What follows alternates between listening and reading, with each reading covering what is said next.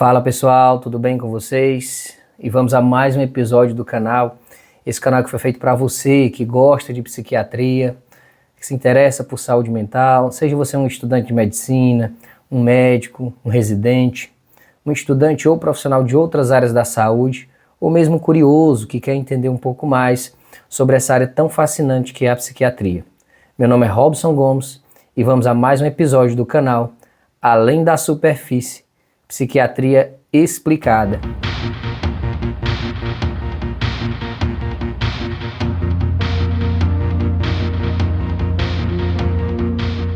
Hoje não se trata propriamente de um vídeo, hoje vamos trazer um texto, isso mesmo.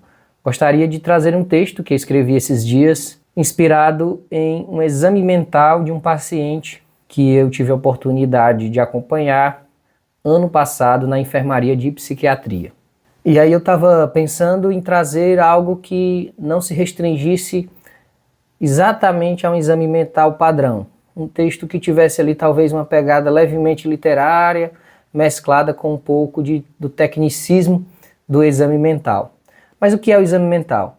O exame mental é o momento em que nós, profissionais da psiquiatria, nos dedicamos a observar e entender as nuances que os pacientes trazem para a gente. Está incluído no exame mental desde a vestimenta do paciente, a maneira que ele se movimenta, as características das suas falas, a maneira que ele se expressa, o tipo de pensamento que ele traz. Então, o exame mental é toda essa impressão geral que nós trazemos dos pacientes. E ele se expressa dentro da nossa abordagem de uma forma descritiva. Então, praticamente um texto literário em que nós trazemos uma descrição do nosso encontro com o paciente, desde o momento em que nós o vemos até o momento em que nós nos despedimos dele. Vamos lá, vamos então à nossa leitura do texto de um exame mental adaptado que eu trouxe de um paciente que eu examinei ano passado. O nome do paciente, obviamente, é fictício, não é o nome real do paciente, para preservar a identidade. E vamos lá, vamos dar início à nossa leitura. Prestem bem atenção, que eu acho que vocês vão gostar. Tratava-se de um homem de 48 anos, pardo, magro, média estatura, cabelos pretos e barba por fazer. Usava vestes hospitalares, a camisa com sujidade frontal de café. Estava sentado com as pernas cruzadas, os pés inquietos e com as mãos apresentando tremores finos. Encontrava-se no banco do corredor da enfermaria. Esta, por sinal, estava cheia de pacientes com estado mental alterado. Alguns bastante agitados e emitindo palavras com elevada entonação. Roberto olhava aquele movimento com certa inquietude e ar de superioridade, como se não pertencesse àquela situação toda. Parecia não querer lembrar-se de que, dias antes, chegara ali em extrema agitação e agressividade, contido pelos punhos e tornozelos. Aproximei-me de Roberto e ele pareceu não notar que sentei ao seu lado. Dei um bom dia e ele respondeu, ainda sem olhar para mim, com certa arrogância. Espero que não ache que sou um louco como aqueles pacientes.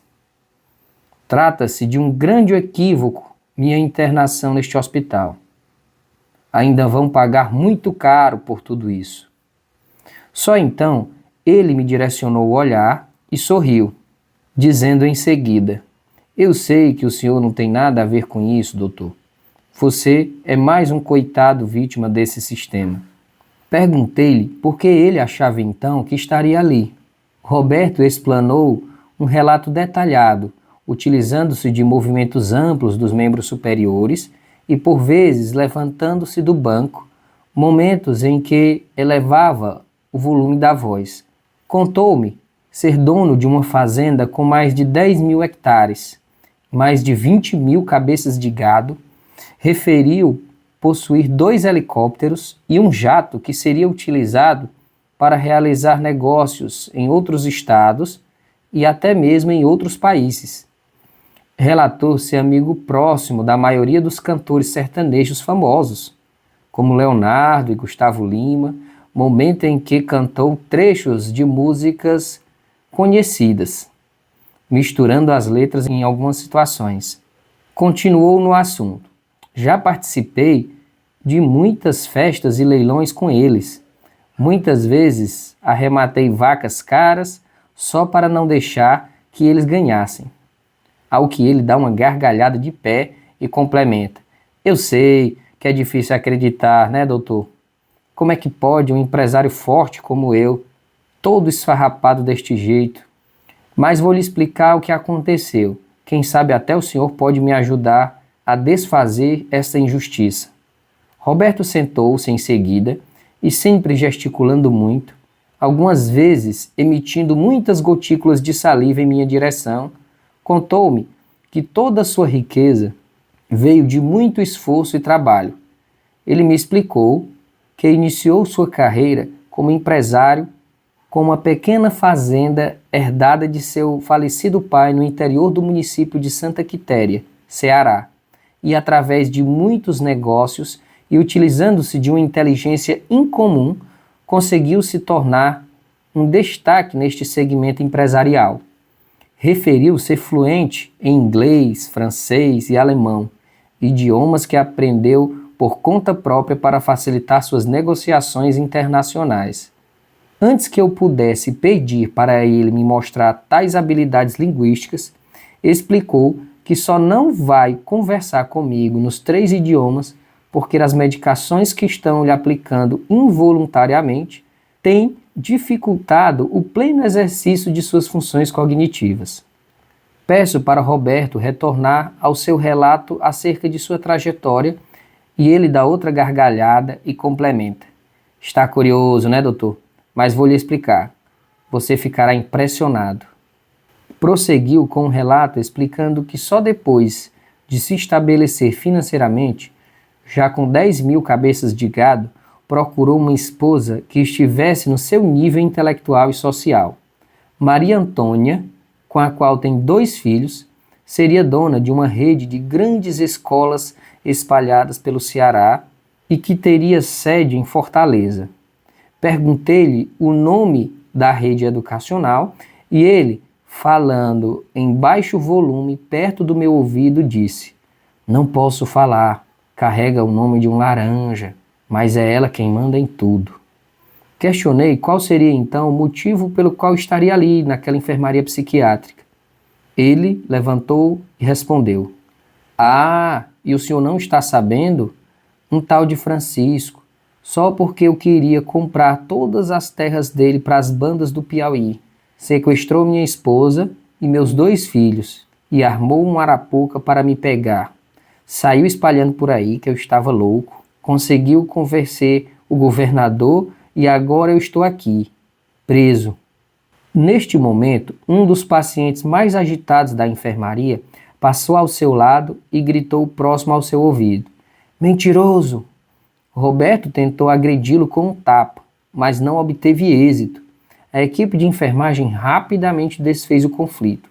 Roberto, com semblante irritado, afastou-se de mim sem ao menos se despedir. Sua marcha era algo desequilibrada, gesticulava como se brigasse com um nada. Perdi Roberto do campo visual e cheguei a cogitar conversar com ele novamente, porém desisti. A partir deste momento, sai de cena o modelo operacional do exame mental clássico. A descrição deste encontro foi o primeiro contato que tive com Roberto, e não conhecia nenhum detalhe de sua história de vida até então. Alguns dias depois, tive a oportunidade de conversar com uma de suas irmãs, em uma ala separada. Ela pediu para que Roberto não presenciasse a nossa conversa, já que ele certamente se irritaria, tendo em vista não acreditar nas informações trazidas por sua irmã como verdadeiras. Fátima era uma mulher de 45 anos e trouxe detalhes da história de seu irmão. Ela me contou que Roberto tem 5 irmãos e a família é de um interior de Santa Quitéria, Ceará. Todos cresceram no ofício das atividades rurais, como a roça e a criação de algumas cabeças de gado. Roberto era muito apegado à família, principalmente ao seu pai, que o ensinou a lidar com os fazeres da roça e dos cuidados com o gado. Após a morte de seu pai, há 8 anos, as terras e o gado foram divididos entre os filhos, restando a Roberto alguns poucos metros de terra e 3 vacas magras. Em algumas de suas idas à sede do município, Roberto conheceu sua esposa, que era uma professora de português de uma escola do ensino fundamental do município. Após alguns anos de casamento, estavam eles com 2 filhos e ela já se encantava por um vendedor de joias da capital, com o qual foi embora levando os filhos. Desde então, Roberto nunca mais foi o mesmo.